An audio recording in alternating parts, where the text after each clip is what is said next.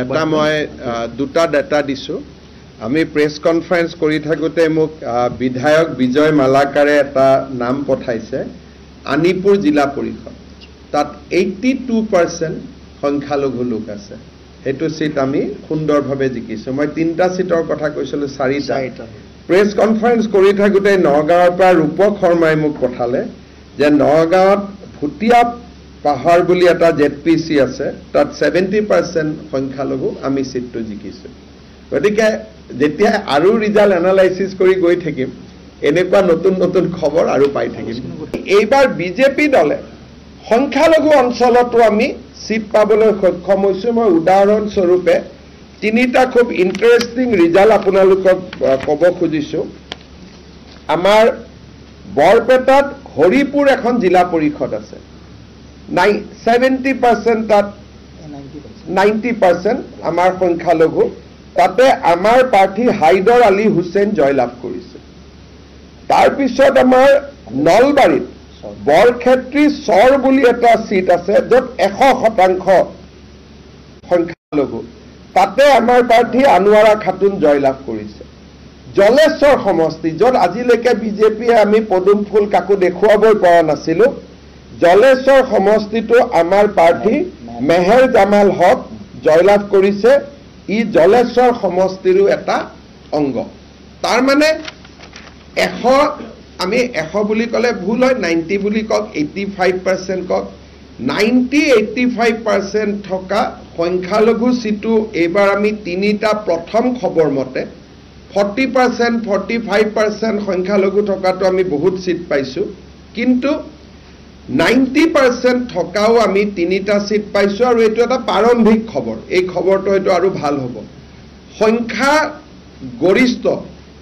অৰ্থাৎ হিন্দু লোক থকা অঞ্চলত 100ৰ ভিতৰত 100 কংগ্ৰেছে হিন্দু লোক থকা সমষ্টি এটাও সিট জিকিব পৰা নাই কটু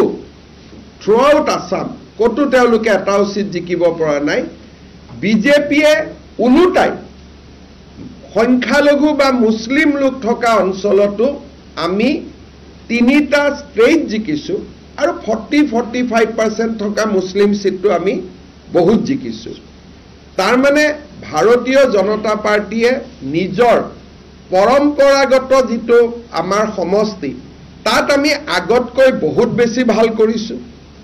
আৰু যি আমাৰ পৰম্পৰাগত সমষ্টি নহয় তাতো আমি শক্তিশালী প্ৰবেশ আমি কৰিব পাৰিছো এই পঞ্চায়তৰ নিৰ্বাচন ৰাজনীতি দৃষ্টিভংগীৰ ফালৰ পৰা বিশ্লেষণৰ ফালৰ পৰা এটা অভূতপূৰ্ব আমি বিজেপিয়ে ইমান সিট আশাও কৰা নাছিলো কাৰণ আমি সদায় কেতিয়াও জোৰহাটত আমি 100 পাম মাজুলীত 100ৰ ভিতৰত 100 পাম শিৱসাগৰত 99 পাম ডিব্ৰুগড়ত 100ৰ ভিতৰত 100 পাম তেনেকৈ আমি ভবাও নাছিলো সকলো জায়গাতে এটা দুটা সিট কৰবাত এৰি যাব বুলি আমি আশা কৰিছিলো কিন্তু ৰাইজে এবাৰ আমাক য'ত আমি আশা কৰিছো তাতকৈ আমাক আশাতকৈ বেছি ভোট দিছে আৰু য'ত আশা কৰা নাই তাতো আমাক তেওঁলোকে যথেষ্ট মৰম সাদৰ দেখুৱাইছে সংখ্যালঘু এৰিয়াত আৰু এটা ডাঙৰ ডেটা পিছত আমি আপোনালোকক দিম কবাত আমি হাৰিছো যদিও সাবস্টেন্সিয়েল ভোট পাইছো ধৰক মই এটা সৰু উদাহৰণে দিও হোজাই ধিং সামুগুৰি এইবিলাক সমষ্টিত এতিয়াটো সমষ্টিবিলাক বদলি গল বদলি যোৱাৰ পিছতো 90% যত সম্পূৰ্ণ সংখ্যালঘু লোক থাকে তাতে বিজেপিয়ে 30 হাৰিছো কিন্তু 30-35% ভোট পাব সক্ষম হৈছে কৰবাত এতিয়া ধৰক সমৰিয়াতে আমাৰ প্ৰাৰ্থীগৰাকী হাৰিছে তাত এটো 100% মুসলিম ডমিনেটেড সিট কিন্তু হাৰিলেও আমাৰ প্ৰাৰ্থীগৰাকীয়ে 30% ভোট পাইছে তাৰ মানে পৰম্পৰাগত স্থানতটো আমি ভাল কৰিছোই য'ত আমি সদায় কৰো তাত আমি 80% কৰো 70 কৰো এবাৰ তাত আমি 100 কৰিছো আৰু য'ত আমি কেতিয়াও ভাল ভোট নাপাও তাতেও এবাৰ আমি খুব ভাল ভোট কৰবাত হয়তো আমি জিকা নাই কিন্তু আমি সেকেন্ড পজিশনলৈকে পদুমৰ চিনত বা হাতীৰ চিনত আমি সেকেন্ড পজিশনলৈকে আহি গৈছো ইউডিএফ ৰাইজৰ দল এইবিলাক পিছত আছে আমি সেকেন্ড পজিশনলৈকে গুছি গৈছো যোৱা অহা কেইটামান দিন পিছত আমি পুৰা ডেটা পালে আপোনালোকক দিম যে সংখ্যালঘু সিট আমি ক'ত প্ৰথম পাৰিছো 3টাটো মই কলোৱে আৰু এটা দুটা ওলাব সেকেন্ড হোৱা